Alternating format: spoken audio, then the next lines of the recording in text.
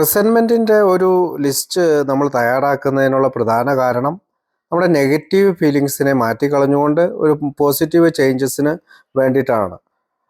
അതുപോലെ തന്നെ നമുക്കൊരു ഇമോഷണൽ ഇൻ്റലിജൻസ്, അതായത് വൈകാരികമായ ഒരു ഇൻ്റലിജൻസ് നമുക്ക് കിട്ടുകയും അല്ലെങ്കിൽ ഒരു അവയർനെസ് നമുക്ക് കിട്ടുകയും നമുക്കതിൽ നിന്ന് നമ്മൾ മോശമായിട്ടുള്ള വൈകാരികതയെ കൈകാര്യം ചെയ്യാനായിട്ട് സഹായിക്കും. അതിനെ തിരിച്ചറിയും, മനസ്സിലാക്കും.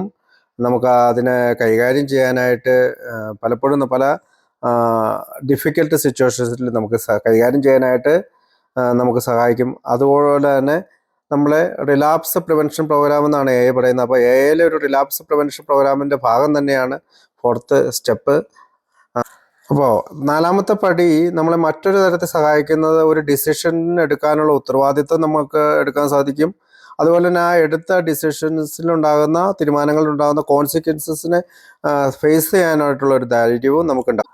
അതുമാത്രമല്ല, 4ാമത്തെ പടി ഒരു സാഹചര്യം ഉണ്ടാകുമ്പോൾ ആ സാഹചര്യത്തോടെയുള്ള നമ്മുടെ പ്രതികരണം, അല്ലെങ്കിൽ നമ്മൾ എങ്ങനെ പ്രതികരിക്കണം, അങ്ങനെ ഒരു നിമിഷം ചിന്തിക്കാനായിട്ടുള്ള, അല്ലെങ്കിൽ ഞാൻ പ്രതികരിച്ചാലുണ്ടാകുന്ന കോൺസിക്വൻസസിനെ കുറിച്ച് ചിന്തിക്കാനായിട്ടുള്ള ഒരു ബോധം നമ്മൾക്ക് സൃഷ്ടിച്ചു തരുന്നത് കൂടിയാണ് 4ാമത്തെ ഈ റിസെൻമെൻറ്റിൻ്റെ ഈ ഭാഗം. 4ാം പടിക്ക് നമുക്ക് 4 ഏരിയ ആണുള്ളത്. ആദ്യം റിസെൻമെൻറ്റ്സ് ആണ്, പിന്നെ ഫിയർ ആണ്. റിസെൻമെൻറ്റ്സ് എന്ന് പറഞ്ഞാൽ നീരസം, ഫിയർ എന്ന് പറഞ്ഞാൽ ഭയം, സെക്ഷൽ കണ്ടക്ട് എന്ന് പറഞ്ഞാൽ നമ്മുടെ ലൈംഗികതയെക്കുറിച്ചുള്ള കാര്യങ്ങൾ, പിന്നെ ഹാം ടു അതേഴ്സ്, മറ്റുള്ളവരെ ദ്രോഹിച്ച കാര്യങ്ങളാണ്. അപ്പോൾ ഈ 4 കാര്യങ്ങളുടെ ഒരു ലിസ്റ്റ് നമ്മൾ തയ്യാറാക്കുന്നത് നമുക്ക് നമ്മുടെ സ്വഭാവത്തിലുണ്ടാകുന്ന, അല്ലെങ്കിൽ ബിഹേവിയറിലുണ്ടാകുന്ന, അല്ലെങ്കിൽ സ്വഭാവ വൈകല്യങ്ങളുണ്ടാകുന്ന കാരണങ്ങൾ കണ്ടുപിടിക്കാനും അത് ഒരു മാറ്റത്തിലേക്കുള്ള ഒരു ഉത്തരവാദിത്വത്തിലേക്ക് നമ്മളെ കൊണ്ടെത്തിക്കാനും സഹായിക്കുന്ന. നമ്മൾ ആദ്യമേ കണ്ടതുപോലെ നമ്മൾക്ക് ആരോടും റിസെൻമെൻ്റ് ഉണ്ടാകാം. ചിലപ്പോൾ ഒരു പേഴ്സണോടാകാം, ഒരു വ്യക്തിയോടാകാം, ഒരു സ്ഥലത്തോടാകാം, ഒരു സാഹചര്യത്തോടാകാം, അങ്ങനെ പല രീതിയിലാകാം. കാരണം റിസെൻമെൻറ്റിൻ്റെ ചില 7 കാര്യങ്ങളിൽ ഒരു കാര്യം പറയുന്നത് നമ്മൾ നമ്മളെക്കുറിച്ച് എന്ത് ചിന്തിക്കുന്നു, അല്ലെങ്കിൽ മറ്റുള്ളവർ എന്നെക്കുറിച്ച് ചിന്തിക്കുന്നതായിട്ട് ഞാൻ കരുതുന്നു, അല്ലെങ്കിൽ നമ്മുടെ പണത്തിൻ്റെയും നമ്മുടെ സമ്പത്തിൻ്റെയും ഇത് വെച്ച്, അല്ലെങ്കിൽ നമ്മുടെ മറ്റ് വ്യക്തികളുമായിട്ടുള്ള ബന്ധങ്ങളിലൂടെ നമ്മുടെ ഭാവിയിലേക്കുള്ള നമ്മുടെ ലക്ഷ്യങ്ങളും പ്ലാനുകളും വെച്ച്,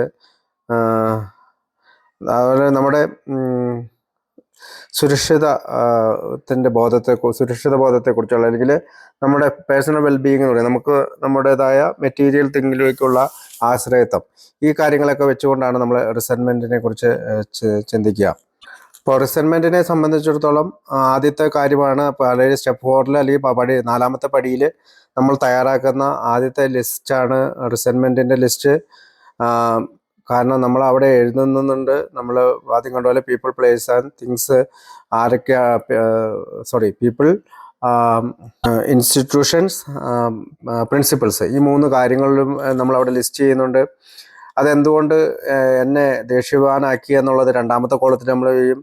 3ാമത്തെ കോളത്തിൽ അത് 7 പാർട്ടായിട്ട് നമ്മൾ തിരിച്ചുകൊണ്ട് എൻ്റെ സെൽഫിനെ അതെങ്ങനെ ബാധിച്ചു എന്നും ഒക്കെ ചിന്തിച്ച് നമ്മൾ എഴുതിയ കാര്യമൊക്കെ നമ്മൾ വീണ്ടും വീണ്ടും പറയുന്നില്ല, അതങ്ങനെ നമ്മൾ എഴുതുകയാണ്.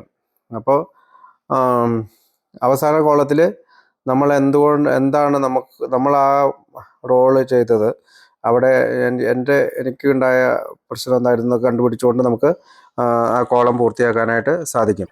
ഇപ്പോൾ സ്റ്റെപ്പ് 4 പലപ്പോഴും ഒരു മാറ്റി വയ്ക്കപ്പെടുന്ന ഒരു സ്റ്റെപ്പാണ്. കാരണം 1, 2, 3 ചെയ്യാനായിട്ട് സ്റ്റെപ്പ് 1ഉം സ്റ്റെപ്പ് 2ഉം സ്റ്റെപ്പ് 3ഉം ഒക്കെ ചെയ്യാനായിട്ട് വളരെ എളുപ്പമാണ്. പക്ഷേ സ്റ്റെപ്പ് 4ൽ എത്തുമ്പോൾ നമ്മൾ ഒന്ന് അമാന്തിക്കും, കുറച്ച് കഴിയട്ടെ എന്ന് വിചാരിക്കും, കാലങ്ങളെടുക്കും. ചിലർ 4 വർഷം, 10 വർഷം, 5, 12 വർഷമൊക്കെ കഴിഞ്ഞിട്ട് സ്റ്റെപ്പ് 4 ചെയ്യുന്നവരുണ്ട്. എന്തായാലും ആൽക്കഹോളിക്സ് അനോണിമസിൻ്റെ ഉള്ളിൽ വന്നു കഴിയുന്നവർ അംഗത്തോട് ഉടൻ ചെയ്യാൻ പറയുന്ന ഒരു കാര്യമാണ് നമ്മുടെ പടികൾ. അതിനകത്ത് ഏറ്റവും എല്ലാ പടികളും ഇമ്പോർട്ടൻ്റ് ആണ്. എന്നാൽ ആദ്യം ഒരു തുടക്കം, ഒരു ആക്ഷന്, ഒരു പ്രവൃത്തി ആവശ്യമുള്ള പടിയാണ് സ്റ്റെപ്പ് 4. അതുകൊണ്ട് തന്നെ നമുക്ക് ഒരു ജസ്റ്റ് സ്റ്റാർട്ട് റൈറ്റിംഗ്, നമുക്ക് എഴുതി തുടങ്ങാം. എന്ത് എഴുതി തുടങ്ങണമെന്നതിനെക്കുറിച്ച് വ്യാകുലപ്പെടേണ്ട കാര്യമില്ല.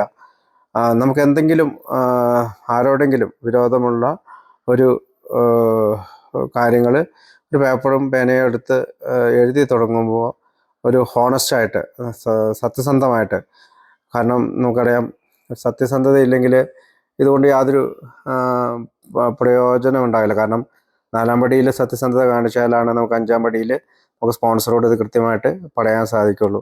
പിന്നെ ഈ മോറൽ ഇൻവെൻട്രി എല്ലാം നമുക്ക് കാണാൻ വേണ്ടിയിട്ടാണ്. ഇത് നമ്മുടെ സത്യസന്ധതയെ എൻകറേജ് ചെയ്യിക്കുന്ന അല്ലെങ്കിൽ വളർത്തുന്ന ഒരു പരിപാടിയാണ്. അതുപോലെ തന്നെ ഉള്ളിലുണ്ടാകുന്ന ഒരു ശാന്തതയ്ക്കും ഒരു ഇന്നർ പീസിനും നമ്മുടെ സെറനിറ്റിക്കും നമ്മളെ സഹായിക്കുന്നതാണ്. അതുകൊണ്ട് തന്നെ ഈ ഒരു ആക്ഷൻസ് അല്ലെങ്കിൽ ഒരു പ്രവൃത്തി എടുക്കാനായിട്ട് നമുക്ക് തയ്യാറാകണം. ഒരിക്കൽ കൂടി അവസാനമായിട്ട് നമുക്ക് ഈ കോളത്തെക്കുറിച്ച് ചിന്തിക്കാം. ആദ്യത്തെ കോളം എന്താണ്? I am resentful at. ഞാൻ ആരോടൊക്കെയാണ് വിദ്വേഷമുണ്ടായിരുന്നത്? അവരുടെ, ആളുകളുടെ, സ്ഥലങ്ങളുടെ, സാഹചര്യങ്ങളുടെ, സ്ഥാപനങ്ങളുടെ, ആശയങ്ങളുടെ, തത്വങ്ങളുടെ എല്ലാം പേരുകൾ. അതായത് ഞാൻ ദേഷ്യപ്പെട്ടവരുടെ, വിരോധമുണ്ടായിരുന്നവരുടെ, ഞാൻ ഭീഷണിപ്പെടുത്തിയവരുടെ, എനിക്ക് ഹർട്ട് ചെയ്തവരുടെ എല്ലാവരുടെയും ഒരു ലിസ്റ്റ് തയ്യാറാക്കുകയാണ് കോളം 1. കോളം 2 ദ കോസ്, കാരണം കണ്ടുപിടിക്കുകയാണ്. എന്താണ് സംഭവിച്ചത് സ്പെസിഫിക് ചെയ്യുകയാണ് നമ്മൾ. എന്തുകൊണ്ടാണ് ഞാൻ അവരോട് ആംഗ്രി ആവാൻ സാധിച്ചത്, ദേഷ്യം ഉണ്ടാകാൻ സാധിച്ചത്? ഒരു പക്ഷേ അവരെൻ്റെ സ്വത്ത് തട്ടിയെടുത്തപ്പോൾ എൻ്റെ സ്വത്ത് തട്ടിയെടുത്തുകൊണ്ട് ഞാൻ അനാഥനാവാൻ പോകുമോ എന്ന ഭയമായിരിക്കാം. ഒരു ഉദാഹരണം പറഞ്ഞു. അപ്പോൾ കോളം 3 എന്താണ്? Affects my how did it make me feel. എനിക്ക് എങ്ങനെയാണ് ആ വികാരം, അതിനെക്കുറിച്ചുള്ള വികാരം, അതായത് സെൽഫ് എസ്റ്റീം, എൻ്റെ ആത്മാഭിമാനത്തെ, പ്രൈഡിനെ, ഇമോഷണൽ സെക്യൂരിറ്റിയെ, പോക്കറ്റ് ബുക്ക് അല്ലെങ്കിൽ ambitions, personal relations, sex relations. Pocket book ഞാൻ പറഞ്ഞു, അതൊരു ഇംഗ്ലീഷ് സ്ലാങ്ങാണ്.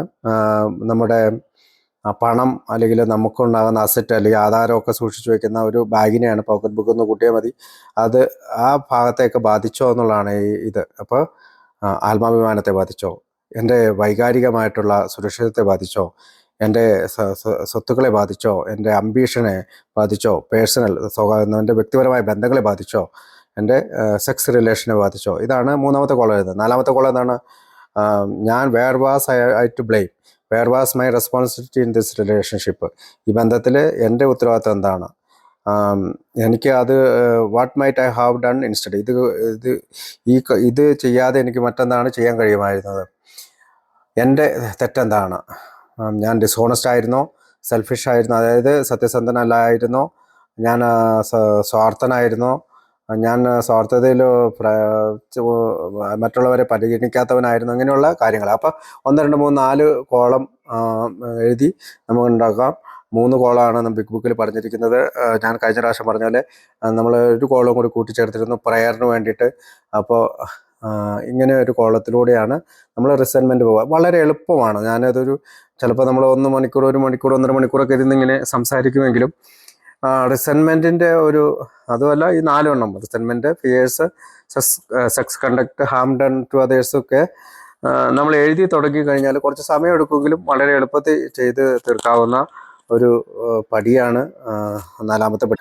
ചില പഴമക്കാർ അല്ലെങ്കിൽ സ്പോൺസേഴ്സ് പറയാറുണ്ട്, നിങ്ങളൊരു ലിസ്റ്റ് ഉണ്ടാക്കുക, നിങ്ങളുടെ കുടുംബത്തിലെ അംഗങ്ങൾ, സ്കൂളിലെ റിലേഷൻഷിപ്പ്, വർക്ക് തുടങ്ങിയ സ്ഥലങ്ങളിലെല്ലാം ഒരു ലിസ്റ്റ് ഉണ്ടാക്കുക. ആ ഏരിയയിലൊക്കെ നിങ്ങൾക്ക് എന്തെങ്കിലും സംശയം ഉണ്ടാവുകയാണെങ്കിൽ നിങ്ങളുടെ ഒരു സ്പോൺസറോട് ഈ 4-ാമത്തെ പടിയിൽ വെച്ച് ഇതിനെപ്പറ്റി അഭിപ്രായം ചോദിക്കുക, അല്ലെങ്കിൽ മറ്റൊരാളോട്, പടി ചെയ്ത മറ്റൊരാളോട് നമുക്ക് ഈ എക്സ്പീരിയൻസ് ചോദിക്കുക, അയാളുടെ എക്സ്പീരിയൻസ് ചോദിക്കുക. അപ്പോൾ അയാൾ പറഞ്ഞു തരും. പിന്നെ എല്ലാ ദിവസവും ഒരു 10 മിനിറ്റെങ്കിലും നമുക്ക് എഴുതാനുള്ള ഒരു ശൈലി നമ്മൾ ഉണ്ടാക്കിയെടുക്കണം. കാരണം നമ്മൾ ചിലപ്പോൾ എല്ലാ കാര്യങ്ങളും ഒന്നിച്ച് എഴുതി തീർക്കാൻ സാധിക്കില്ല. പക്ഷേ നമ്മൾ ആദ്യത്തെ കോളത്തിൽ എല്ലാ പേരുകൾ എഴുതുന്നു, 2-ാമത്തെ കോളത്തിൽ അത് എന്ത് കാരണം കൊണ്ടാണ് അത് ഉണ്ടായതെന്ന് എഴുതുന്നു. അങ്ങനെ നമുക്ക് 1, 2, 3 കോളങ്ങൾ പെട്ടെന്ന് എഴുതി തീർക്കുക. പിന്നെ 4-ാമത്തെ കോളത്തിൽ നമുക്ക് എന്തുകൊണ്ടാണ് അത് സംഭവിച്ചതെന്നൊക്കെ പറഞ്ഞുകൊണ്ട് നമുക്ക് എഴുതാവുന്നതാണ്. അപ്പോൾ നമ്മളെ സംബന്ധിച്ചിടത്തോളം ആൽക്കഹോളിക്സ് അനോണിമസിലെ ഒരു അംഗം തീർച്ചയായും ഈ സ്റ്റെപ്പ് 4 ചെയ്തിരിക്കണം. ആൽക്കഹോളിക്സ് അനോണിമസിൽ 1955 ബിൽ ഡബ്ല്യു പറഞ്ഞൊരു കാര്യം, ആൽക്കഹോളിക്സ് അനോണിമസിൽ വരുന്ന അംഗങ്ങൾ 75% ആളുകളും 1 ഇയർ 1 വർഷം പൂർത്തിയാക്കിയിരുന്നു എന്നുള്ളതാണ്. എന്നാൽ ഇന്ന് 5% മാത്രമാണ്, അതായത് 100 അംഗങ്ങൾ എത്തുമ്പോൾ 5 പേർ മാത്രമാണ് സോബറാകുന്നുള്ളൂ. അതിനുള്ള ഒരു പ്രധാന കാരണം ഒരു പക്ഷേ ഈ ആൽക്കഹോളിക്സ് അനോണിമസിൻ്റെ 12 പടികൾ സ്വീകരിക്കാനായിട്ട് തയ്യാറാകാത്തത് കൊണ്ടാകാം. കാരണം പലപ്പോഴും ഞാനാണെങ്കിൽ പോലും എയിലെത്തി കഴിയുമ്പോൾ കുടിക്കാതിരുന്നാൽ മതിയല്ലോ, ഇപ്പോൾ കുഴപ്പമൊന്നുമില്ലല്ലോ, ജീവിതം നന്നായിട്ട് പോകുന്നുണ്ടല്ലോ എന്നൊക്കെ ചിന്തയാൽ ഇതിൽ നിന്ന് മാറി നിൽക്കാൻ ശ്രമിച്ചിരുന്നു. പക്ഷേ ആൽക്കഹോളിക്സ് അനോണിമസിലെ അംഗങ്ങളായിട്ടുള്ള അല്ലെങ്കിൽ ഇത് ചെയ്തിട്ടുള്ള അംഗങ്ങൾ അവരുടെ വലിയ പ്രേരണ തുടക്കം മുതൽ ഉണ്ടായതുകൊണ്ട് മാത്രമാണ് പടികളിലൂടെ സഞ്ചരിക്കാനായിട്ട് ശ്രമിക്കുന്നത്.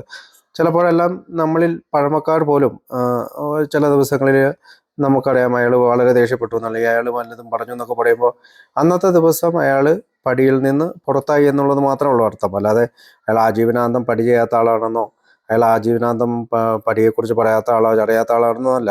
അന്നത്തെ ഒരു നിമിഷം അല്ലെങ്കിൽ ആ ഒരു സമയം ചിലപ്പോൾ ഞാനായിരിക്കും ദേഷ്യപ്പെട്ടിരിക്കുക, ആ ദിവസം ഞാൻ പടിയിൽ നിന്ന് പുറത്തായി. അപ്പോൾ തിരിച്ച് എനിക്ക് പടിയിലേക്ക് കടന്നു വരാൻ പ്രേരണ ഉണ്ടാകണമെങ്കിൽ ഞാൻ ഈ പടിയെക്കുറിച്ച് മനസ്സിലാക്കിയിരിക്കണം. പ്രത്യേകിച്ച് റെഗുലർ ബേസിസിലുള്ള 10ാം പടി എൻ്റെ ജീവിതത്തിൽ ദൈനംദിനം ഞാൻ ചെയ്യേണ്ടതുണ്ട്. അതുകൊണ്ട് തന്നെ പടിയെക്കുറിച്ചുള്ള ഒരു അവയർനെസ് നമുക്ക് തുടക്കം മുതൽ ഉണ്ടാകണം. ആൽക്കഹോളിക്സ് അനോണിമസിലെ ആദ്യത്തെ 100 ആളുകൾ ഈ ആൽക്കഹോളിക്സ് അനോണിമസിലെ 12 പടികളിലൂടെ മോചിതരായിട്ടുള്ളവരാണ്. അങ്ങനെയാണ് ആൽക്കഹോളിക്സ് അനോണിമസ് എന്ന ബുക്ക് അവർ രചിക്കുന്നത്. അതിനകത്താണ് നമ്മുടെ 12 പടികൾ പറ്റി അവർ വിവരിച്ചിരിക്കുന്നത്. അതുകൊണ്ട് തന്നെ 1 മുതൽ 12 പടികളുടെ ക്ലിയർ കട്ട് ഇൻസ്ട്രക്ഷൻ ആൽക്കഹോളിക്സ് അനോണിമസിൻ്റെ ബുക്കിലുണ്ട്. അതുകൊണ്ട് നമ്മുടെ 12 പടികൾ നമ്മുടെ പ്രോബ്ലം സോൾവിങ് പാതയാണ്, അല്ലെങ്കിൽ പ്രശ്ന പരിഹാര പാതയാണ്. അതിലൂടെ സഞ്ചരിക്കാൻ എനിക്കും നമ്മൾക്ക് ഓരോരുത്തർക്കും സാധിക്കട്ടെ എന്ന് പ്രാർത്ഥിച്ചുകൊണ്ട് ആൽക്കഹോളിക്സ് അനോണിമസിൻ്റെ ഈ 4ാമത്തെ പടിയിലെ റിസെൻമെൻറ്റ് അല്ലെങ്കിൽ നീരസത്തെക്കുറിച്ചുള്ള എൻ്റെ ഷെയറിങ് ഞാൻ ഇവിടെ നിർത്തുന്നു. എന്നെ കേട്ടിരുന്ന നിങ്ങൾക്ക് എല്ലാവർക്കും നന്ദി.